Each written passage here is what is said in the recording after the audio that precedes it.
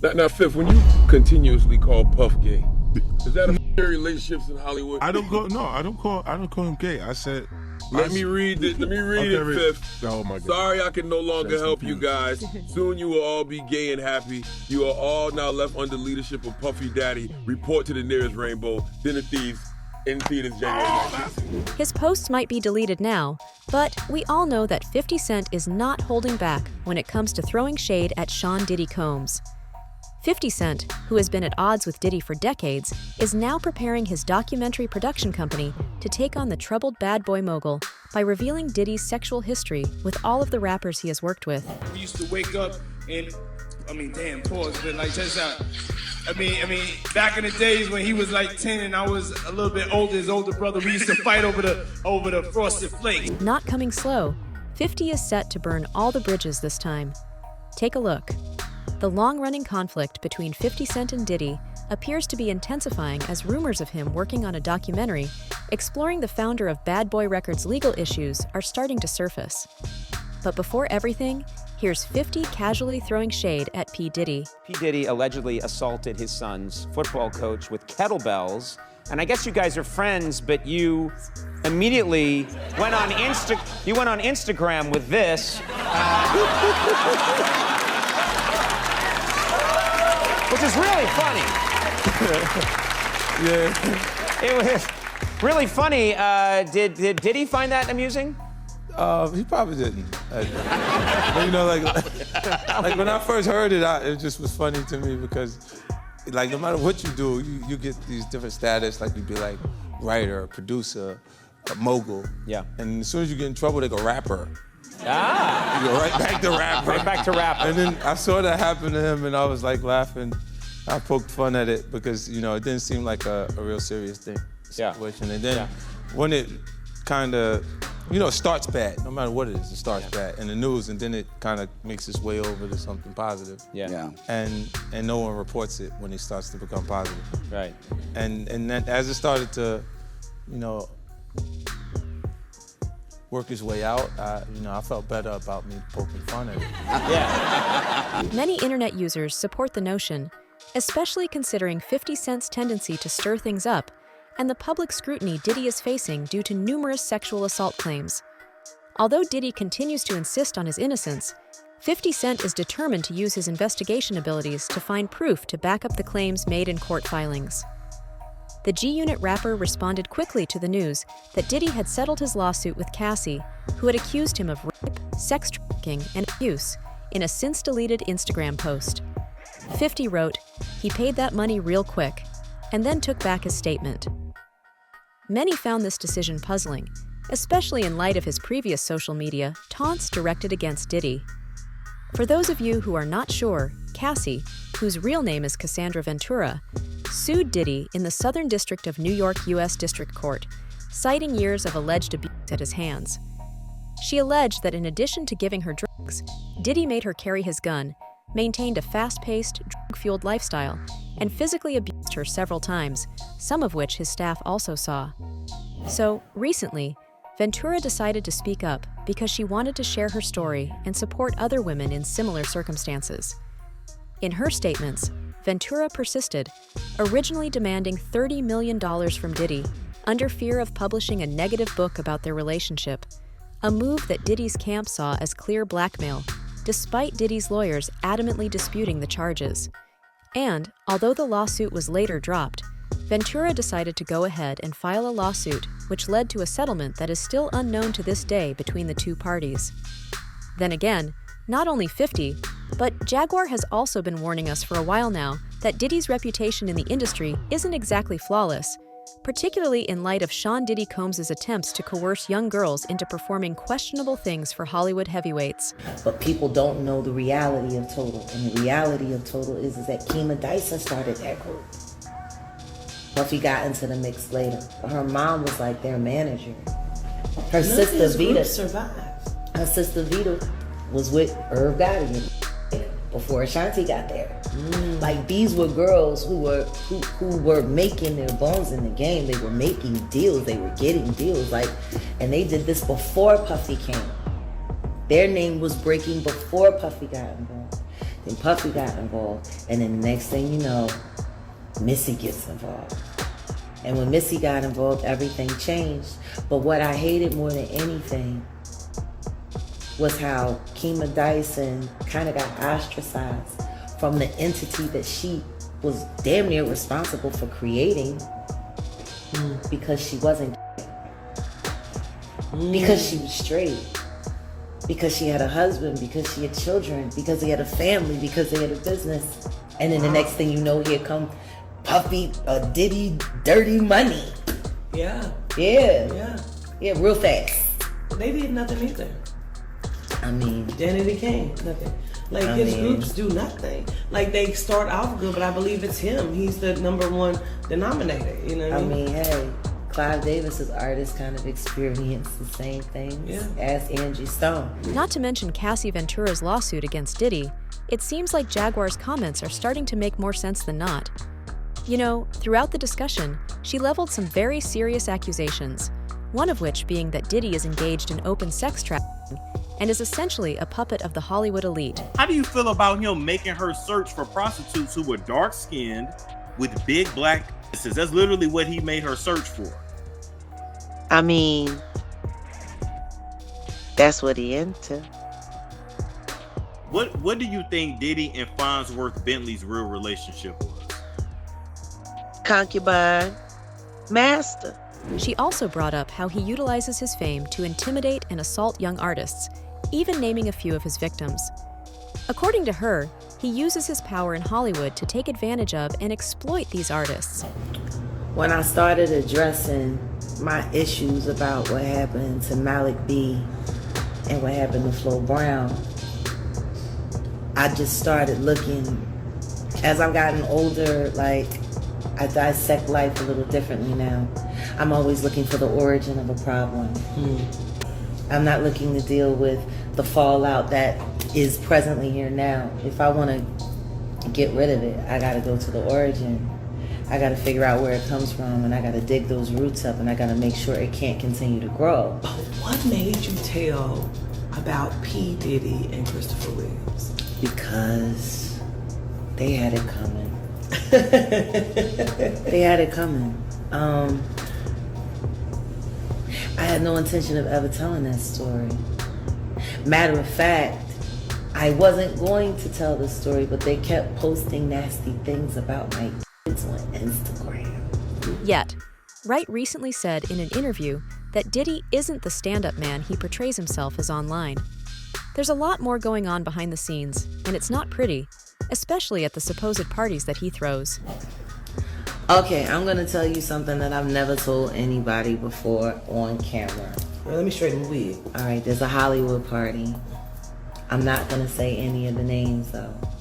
I'm just. If Spirit give it to you, I will not deny what you say. Okay, it was a certain urban artist, but he wasn't black. Had a big record that just broke. He was married to an actress at the time. So we come around Thicke. Yes. Okay.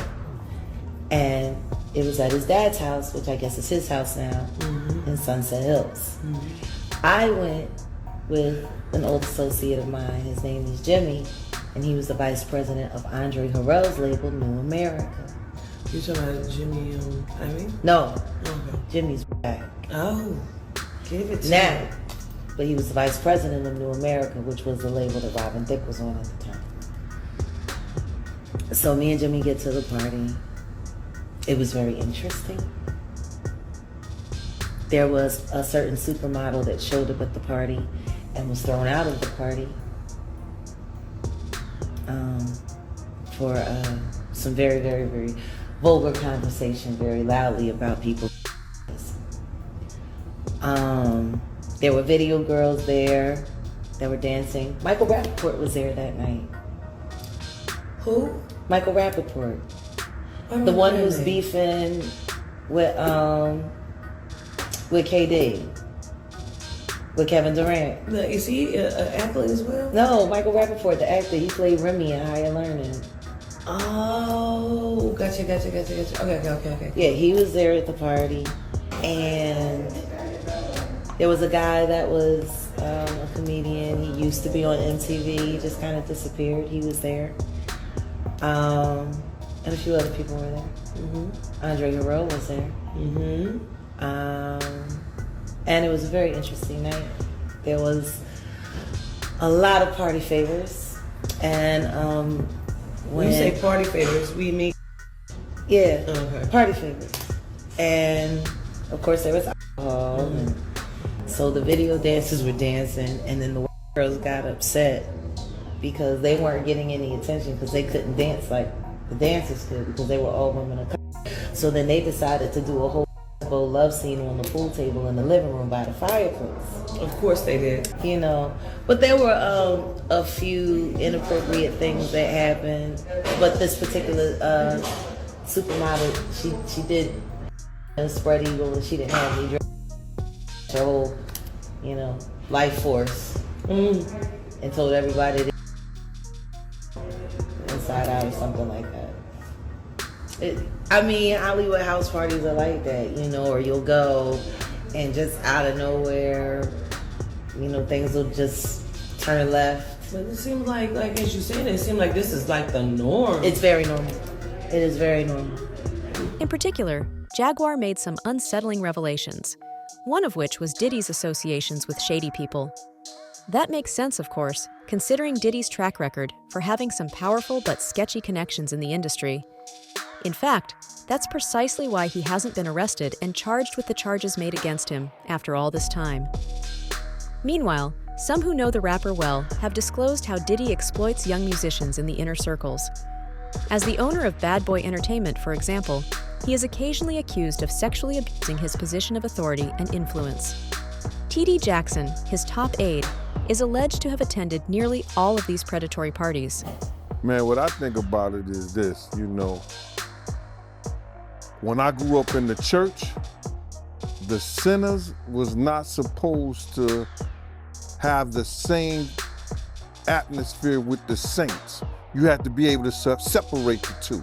So I'm looking at him as a saint going to a party that ain't nothing but sin. Drinking, maybe fornication, man on man, woman on woman, he on she. But maybe he there to lay some hands on somebody. Maybe he there to save some souls. I know he got a contract with Revolt, so I'm just like, it's just real strange that he would be found at any kind of Diddy party or any kind of place with Diddy unless it's in a business atmosphere. So now what he's doing is he's making, man, he making the Christians look real bad right about now. And you been to these parties, right? Oh yeah, I was there when he was doing the white parties in the Hamptons and the whole 9 yards. So I know what goes on at the parties. If, you know, they probably got a little bit more freakier, you know, as time went on, you know, because they got to the point whereas that they didn't even care. It used to be secretly, you know, where people used to go to, you know, separate rooms and different rooms, and they wasn't doing that out in the public, you know, so, but now they don't care. Men kissing men and all this other stuff. That's just crazy. I was getting calls from females that stated that they had situations that were, I'm trying to put it in a way, there were situations that if law enforcement individuals heard it, they had, Puff had broke the law with them. So he had committed a crime. And in doing so, if those are the females who went and found the lawyers to take their case, he's going to be facing criminal charges because the act in which they explained to me were criminal acts. The drug, the touching, the rape, the rating, all that. Now, as a result of all that is happening, Usher has also stepped forth to reveal an honest and less glamorous aspect of his early career. He disclosed that Combs had exposed him to drugs and wild parties when he was a young and innocent child. And it was hard. There were a lot of things I seen and a lot of positions that I think I was put in where I had to make very, very tough decisions in my life about who I would be. I was 13 years old, and being 13, having that type of exposure, it was cool to go to Howard Homecoming with Puff. It was great to be able to go to Club USA or the Supper Club, with Puffy in that time, or the Tunnel. But these are places that a 13-year-old probably should not be. Most kids would be excited about it. Most kids are trying to figure out, how to be around, hot girls, pretty girls. I'm around grown women, and I'm seeing them do things and have experiences that I'm not quite ready for.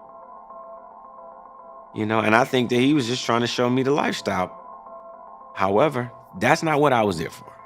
I was there because I wanted a career, man. So we would fight, we would tussle. More than often, I think Puffy would say, man, you gotta chill. Like, you just a little bit too intense. You gotta relax. Like, yo, man, I'm here to work, man. I ain't sang in a week.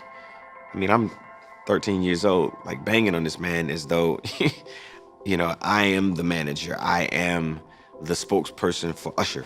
And I'm telling him, look, you're gonna put me in the studio, man. You got Biggie Smalls in there, you got Craig Mack in there. You're gonna make me a priority too. I'm not here to party with you. I don't wanna go to the clubs. Matter of fact, I'm too young to even be in here. Why you got me in clubs? I think as a kid, I realized, hey, look, that's not my ring. That's not my moment. That's not my bottle. That's not my drink. That's not my celebration. So I'm not here to celebrate. I wanted people to be excited about me the way that they were excited about him. I wanted my own success.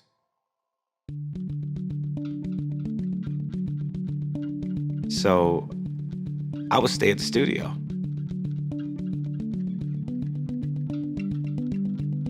All of what I could absorb from being an artist, being around other performers like Mary J. Blige, Jodeci, I'll Be Sure at the time, Missy Elliott, Timbaland, all of these people, I would just absorb every bit of what I could get my hands on. I was just pulling everything I possibly could. There was a lesson in all of it. There was something to pull from it all because I got a chance to see a glimpse of the lifestyle, a glimpse of the idea of what it was to be successful. And part of all of this is really, if you can see it, then you should believe it. Usher said he felt a lot of pressure to participate in things he wasn't emotionally or psychologically prepared for. He said that although he now regretted some of the choices he made at the time, he was only able to act as best he could at the time.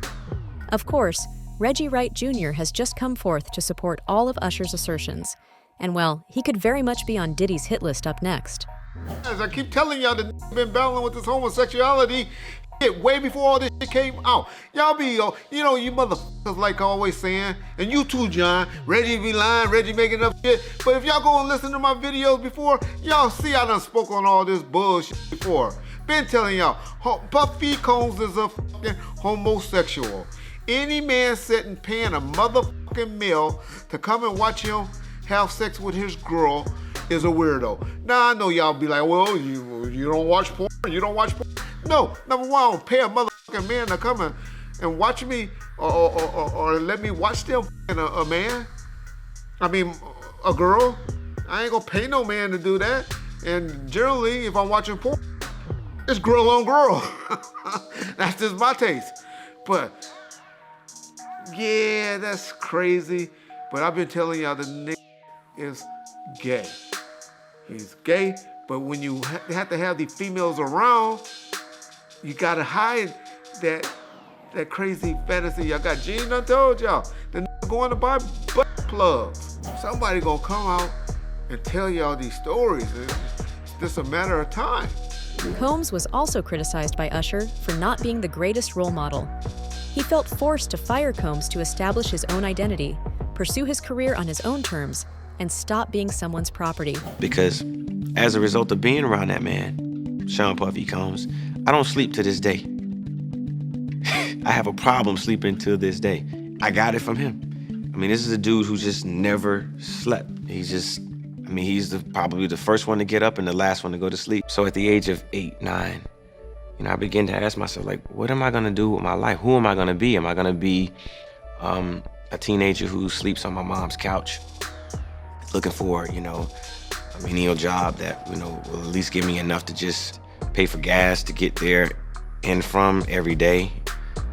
Nah, I want to do something that I feel is going to take my mom out of here and hopefully put us in a better situation. Meanwhile, recent actions by fellow rapper Mase, who confronted Diddy on social media about unpaid publishing rights from their past joint ventures, have also drawn attention to ongoing issues in the music industry. It appears that Mase accused Diddy of still refusing to grant him publication rights for work he did more than 20 years ago. In a tweet, Mase highlighted the difficult situation of young artists who sign unfair contracts with Diddy and become caught up in a never-ending cycle of abuse and freakouts with the rapper. That's really good. Let me take my shade off. Now, I could say this because it's not something I didn't say to him. Puff, how do I want to say this? Me and Puff was like, I felt like I did more than I got credit for, more than I got paid for. You felt or did you do that? Because you said felt, like okay, feeling. let's clear that up then. You saying you feeling that? No, we gonna keep it with, because I'm trying to be nice. I never got paid what I was worth, and I never got the respect I was worth. So the disdain that I got for Puff is more like, you trying to keep me here, nigga. I'm not here. All my peers is up here. All my peers are bosses. When it's time, just like somebody raise somebody up, they did work with you, they go from your little man to maybe A&R to something else. He just kept trying to keep me right here, like he didn't want me to grow at anything. So, does this indicate that 50 will work with each of these artists to bring Diddy's career to a close once and for all? That's all for today. Make sure to drop by with your thoughts in the comments below. For more updates, hit the bell icon.